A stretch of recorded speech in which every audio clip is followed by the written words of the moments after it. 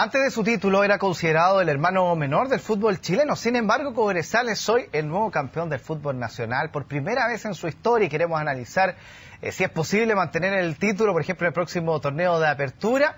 Y en otro tema, ¿cómo maneja el estigma de ser los segundones que les pesa ahí a los cruzados? Bueno, en CNN Chile conversamos con el psicólogo deportivo Rodrigo Caguas, a quien le damos la bienvenida. ¿Cómo está?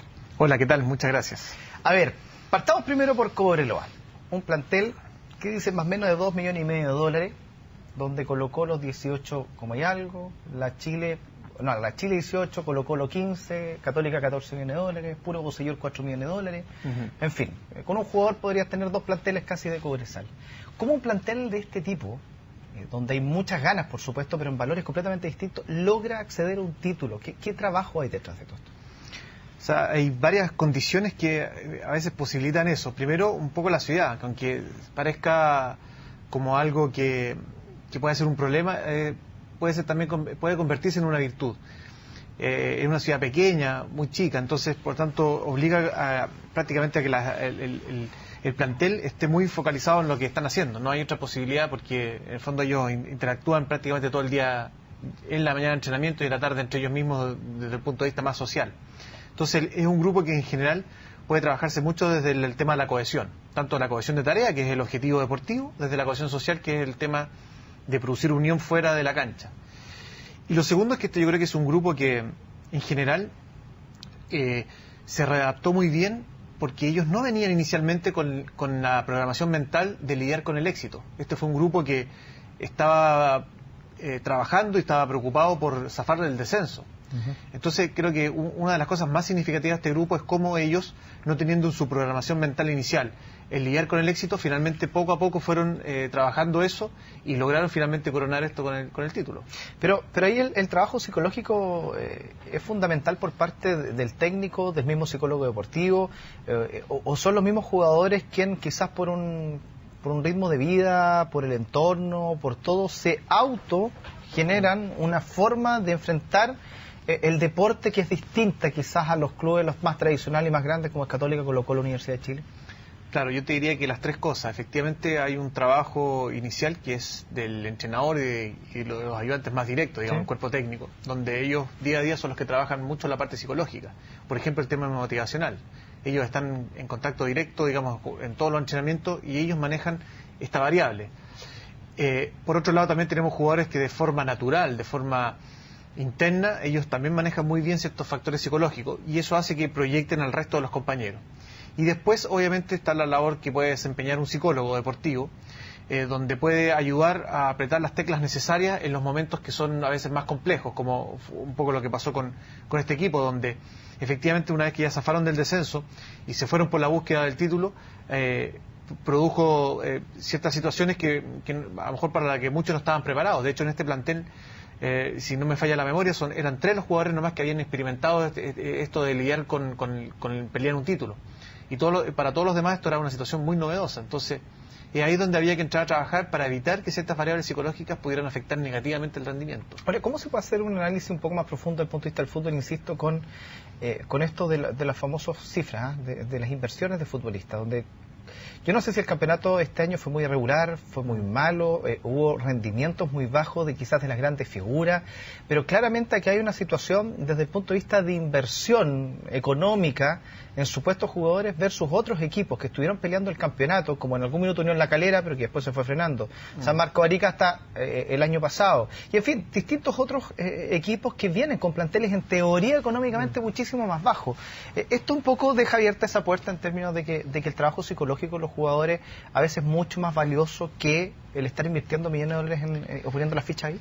Lo que yo siento es que los torneos en general en Chile han ido equiparándose. Creo que ya es bastante menos común observar que haya un equipo que se escape así, pero muy lejos del resto. En general la cosa está bastante más pareja.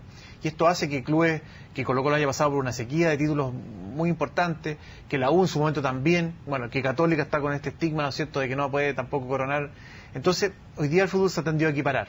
Y aquí yo me cuelgo un poco de la frase que ha venido repitiéndose ya bastantes años Jorge Sampaoli del amateurismo. En el fondo, lo que plantea es que efectivamente un jugador cuando ingresa a entrenar, cuando ingresa a la cancha a entrenar, es igual al que está al lado. no tiene nada que ver el dinero que gane, no tiene nada que ver de dónde viene, no tiene nada que ver el auto que utiliza, sino que finalmente en la cancha son 11 contra 11 y cuando tú entrenas con los compañeros, en un momento determinado, en esas 2 horas y media de un entrenamiento, tienen las mismas condiciones que ellos, digamos, entonces tienen las mismas condiciones entre sí. Entonces ahí es donde un poco se plantea esto de que muchas veces el que marca la diferencia en términos deportivos, a equiparar a igualdad de condiciones, puede ser el plus psicológico, sin duda. Bueno, y desde el punto de vista psicológico, ¿cómo trabaja, por ejemplo, un plantel? ¿O cómo, de acuerdo a su opinión, debe trabajar un plantel como el de Cobresal, que va a tener un campeonato completamente distinto? Ya fue campeón, ya vivió esa experiencia, ya no es algo novedoso, no están peleando el descenso, sino que quizás mantener la copa, por decirlo de alguna manera. Y Universidad Católica, un equipo que constantemente está peleando el campeonato, pero ya tienen esta fama de ser secundones, donde cada vez que la pelean, en la última tienden a arrugar, como se le llama, o se les critica en las redes sociales. Me imagino que hay dos trabajos completamente distintos, ¿no? Sí, claro, es distinto trabajar en torno a una expectativa mayor, a una expectativa que se tiene que dar. Hay una presión mayor, por ejemplo, en el caso de Católica claramente puede haber una presión mayor por tratar de revertir un poco esta situación que ha sido negativa durante tantos años. Indudablemente que ahí tiene que ver mucho con trabajar con las creencias de los jugadores, tal vez intervenir un poquito más a nivel de institución, porque por mucho que los jugadores tengan un chip distinto, siempre desde afuera van a estar escuchando, hoy no nos vaya a pasar lo mismo que nos ha pasado estos últimos años. Entonces eso también se va generando en un ambiente que puede provocar también que hayan ideas, y un poco lo que yo comentaba, que se puede producirse lo que se llama la profecía autocumplida, que finalmente tanto me dicen que va a pasar, tanto creo que va a pasar, que finalmente sucede. Versus, digamos, un equipo como Cobresal u otro equipo donde en el fondo lo que se plantea es hacer algo distinto, es hacer algo que nunca se ha realizado. Entonces uno apunta más al trabajo de cómo trabajar para que este jugador pueda lograr cosas que en el fondo para las cuales no lo ha hecho anteriormente. Entonces es como trabajar sobre algo, sobre un desafío más que nada, y no tratar de buscar el no cometer el error que hemos cometido anteriormente, como sería el caso de Católica. Mario Salas se destacó en algún minuto por hacer un trabajo psicológico bastante grande, incluso a fines del semestre del año anterior, cuando Católica estaba muy mal, dicen que hubo un trabajo psicológico fuerte cuando tomó a los jugadores y logró, revertir la situación, por lo menos estar un equipo casi en las últimas posiciones a pelear el campeonato. Eso lo logró. Pero ¿cómo logra, o qué trabajo debe realizar un cuerpo técnico para vencer lo otro, que es algo histórico, insisto, algo ya que viene 6, 7, 8 años, en fin, con esto de ser segundones? Porque ya logró revertir, quizás está en la posición del campeonato, pero ¿cómo logra revertir algo que ya es histórico, que pesa sobre los hombros cada vez que inicia un campeonato? Bueno, lo más importante ahí es que uno debería trabajar con los jugadores en tratar de liberar de esa mochila todo lo que no tenga que ver con ellos. O sea, en definitiva, los jugadores que tomen el siguiente proceso, en el siguiente torneo, uno debiera tratar de que la mochila que llevan no tenga nada que ver con lo que han hecho anteriormente. La única mochila que ellos tienen que llevar es, en fondo, el desafiar lo que ellos mismos han hecho, pero no lo que ha pasado con generaciones anteriores. Entonces uno trata como de hacer un corte ahí.